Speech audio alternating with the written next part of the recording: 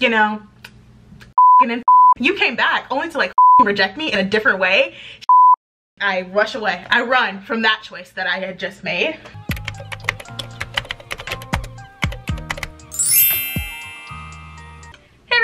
My name is Dominique, that's on for Domi, and you're watching Misadventures with Domi.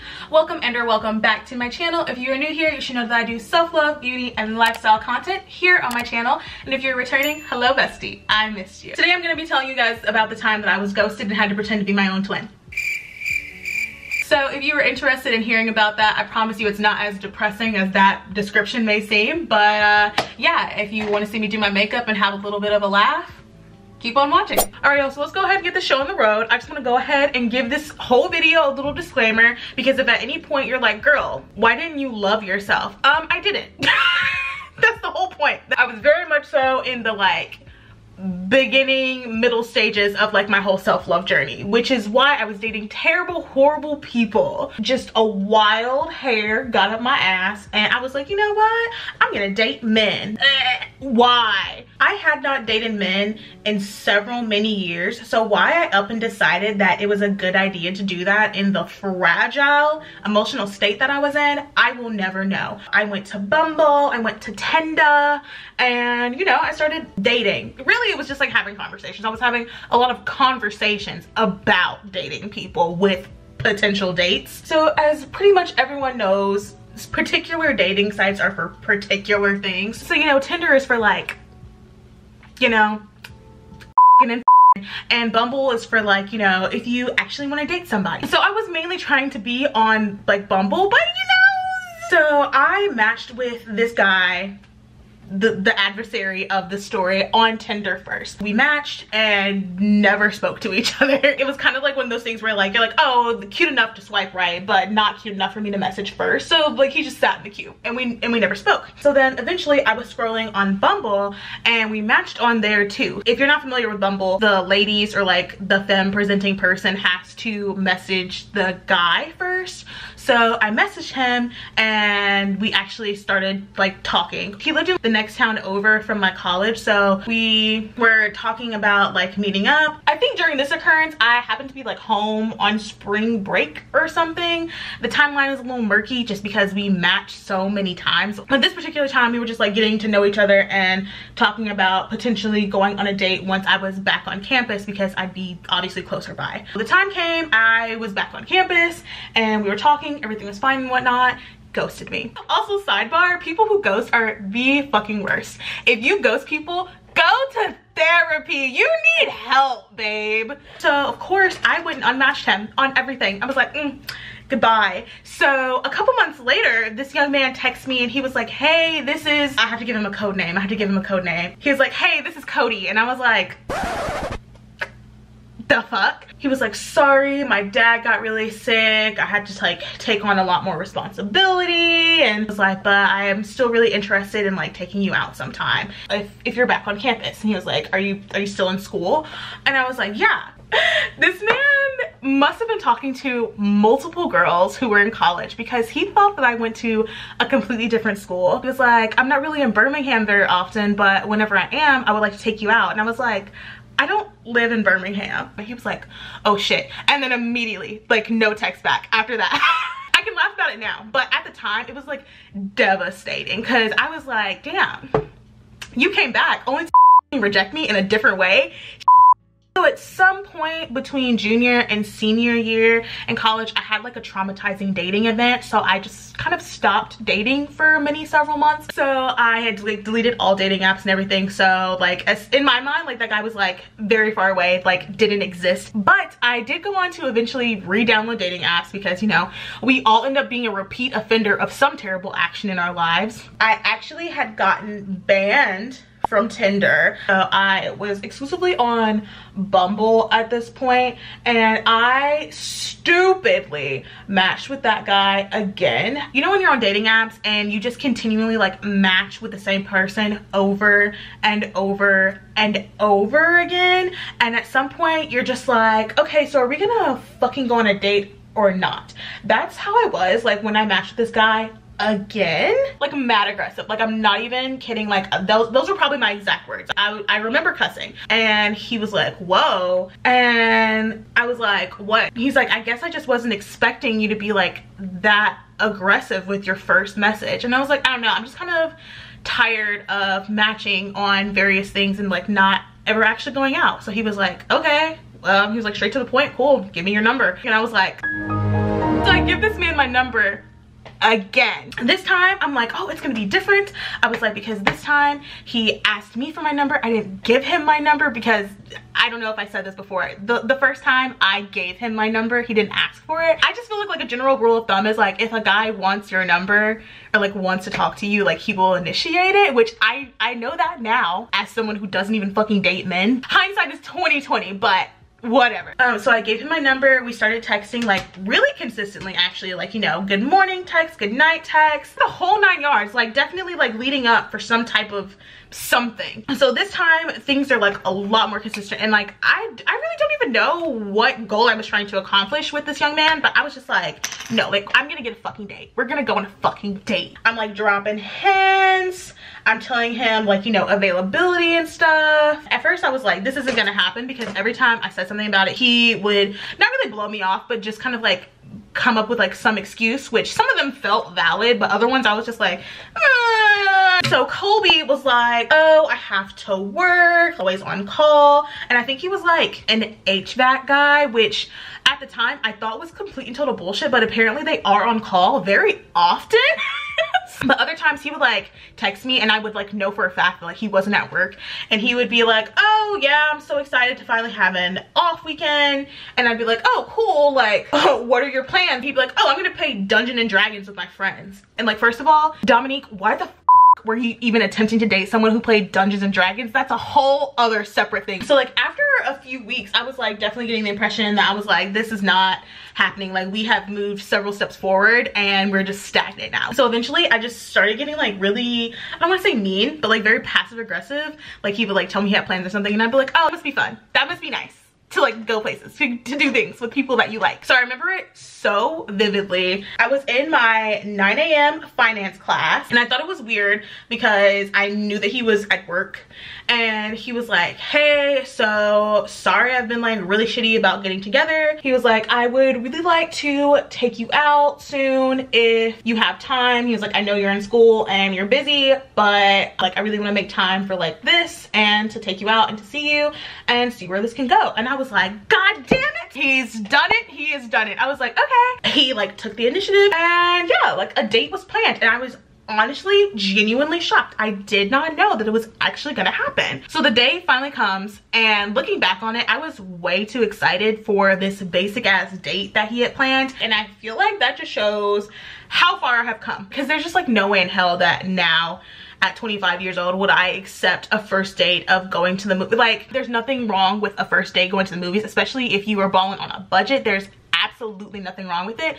But the fact that he had been playing with my time, there was no way in hell I should have accepted a movie date as our first date. No, I shouldn't have.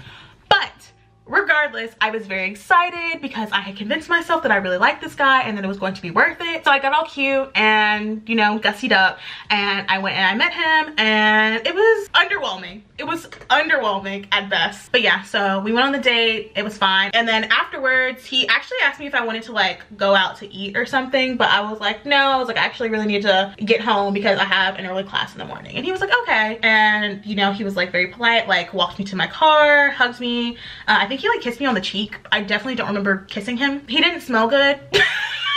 He didn't smell bad, he just didn't smell good. But strangely enough, he did say that he would text me in the morning and couldn't wait to see me again. And I was like, okay, that's good, I guess. Y'all, why did this man tell me that he was gonna text me the next day and he didn't? Like, I had to talk to my therapist about that. I was like, girl, I was like, why did he do that? To say the least, this man ghosted me again, bitch. And this is where the whole like self-love part comes in. At this point, obviously, I'm like, no, never again. At this point, I have been in therapy like a solid 6 months, 7, 8 months, something like that. And I was feeling pretty good about myself. You know, I was like, my shit truly don't stink.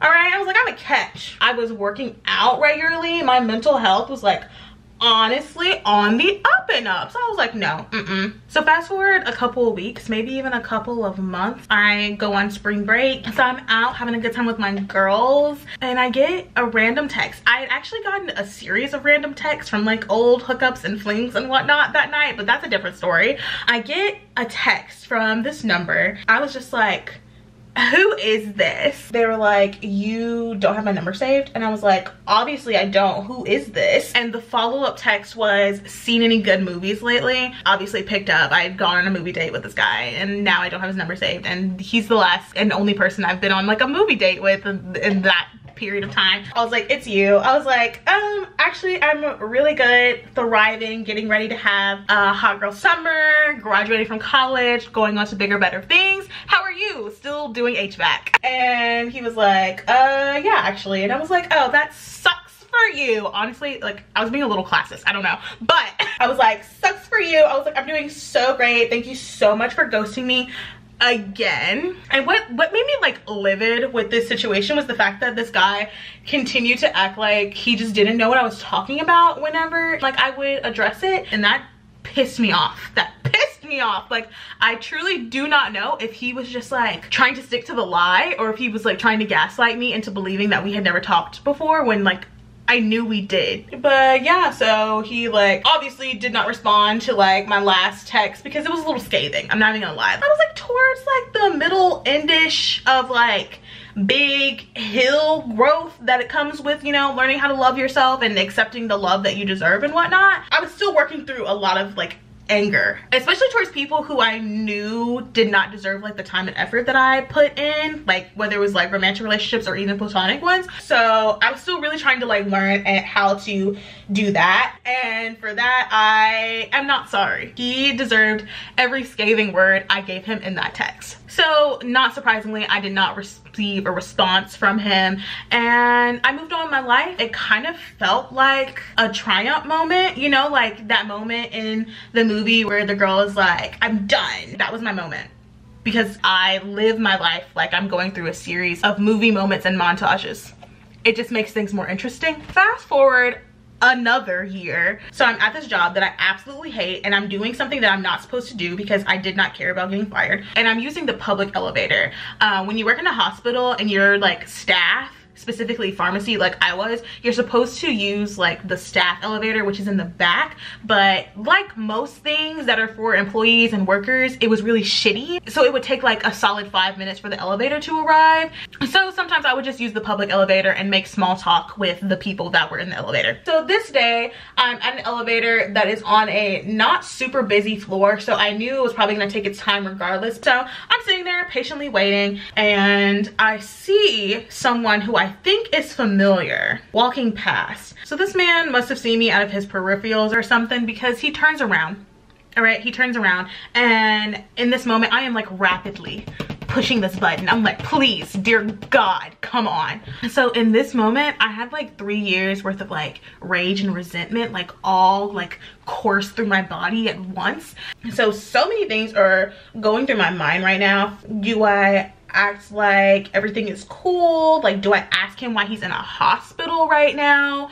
Or do I just mind my business? I was like, should I be a bitch? Should I be a bitch towards him right now? Like, because the last time we spoke, I was definitely a bitch. All these things are going through my mind at this moment, and I panic. I'm clearly here in this hospital working. I'm clearly not off in fancy law school being a badass law student who will soon be a badass lawyer. Like, obviously I can't lie and say that, right? So this man is like, hi, and I was like, hi. So he looks at me, he goes, Dominique, right? And I was like, no. He was like, your name's not Dominique. I was like, no. And keep in mind, I had chopped off my hair since the last time he saw me because I had an existential crisis.